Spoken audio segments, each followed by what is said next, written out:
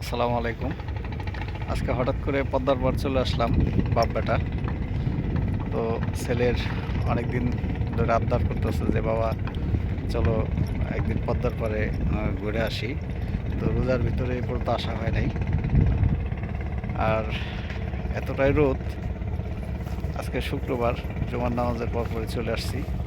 এতটাই রোদ, রোদের জন্য তাকানো যাইতেছে না। তো ছেলের আবদারের কারণে চলে আসা পদ্মার পাড়ে।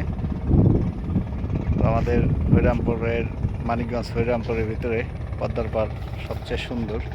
আমরা মাঝে মধ্যে আমাদের ভালো না লাগলে এই পদ্মার পাড়ে ঘুরতে আসি, দেখতে আসি, বেড়াতে আসি।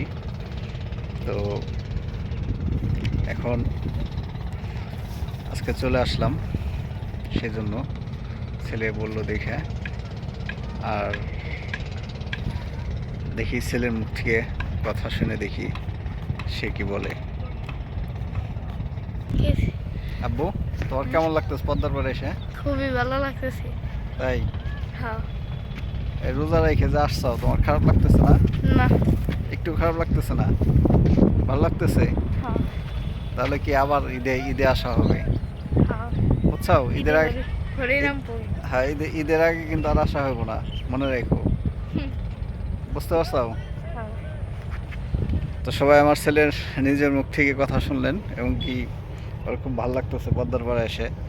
যদি ওর আম্মু নাই সাথে, কারণ ওর আম্মুর একটু সমস্যা আছে। আর ওরা একটা ভাই হতে চলছে, 7 মাস চলে। আর এই সময় জার্নি করাটা খুবই মানে ঝুঁকিপূর্ণ, সেজন্য আসতে পারে নাই। আমার অডিয়েন্সরা আমার ভিডিওগুলো দেখে, যতটুকুই দেখে আমার খুব ভালো লাগে যে আমার এই মানে পরিশ্রম বৃথায় যাইতেছে না। আস্তে আস্তে আমার চ্যানেলটা একসময় দাঁড়ায় যাব, বড় হইব আপনাদের দোয়ায়।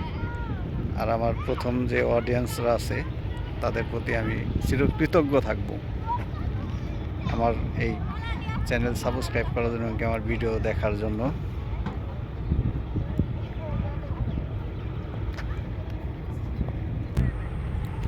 আমার পেছনে পদ্মার মাঝখানের একটা চর পড়ছে। তো অবাক লাগে যে পদ্মার এই পাশেও পদ্মা নদী, আর ওই পাশেও পদ্মা নদী, মাঝখানে চর। আর এই পদ্মা নদীতে অনেক অসহায় মানুষদের বাড়ি বিলীন করে নিয়ে গেছে। আমার পিছনে আমাদের বাড়ি ছিল। 1980 সালের দিকে আমাদের এই পিছনের এই পদ্মার ভিতরে যে বাড়িটা আছে ওইখান থেকে ভেঙে নিয়ে গেছে পদ্মায়। তো খারাপ লাগে, এখন খারাপ লাগলে কিছু করার নাই, কারণ প্রকৃতির নিয়ম, এটা হবেই। তো আমার চ্যানেলটা যারাই দেখেন, আমার ভিডিওগুলো যার ভালো লাগে, আশা করি দয়া করে সাবস্ক্রাইব করবেন। তো সবাই ভালো থাকবেন। আল্লাহ হাফেজ।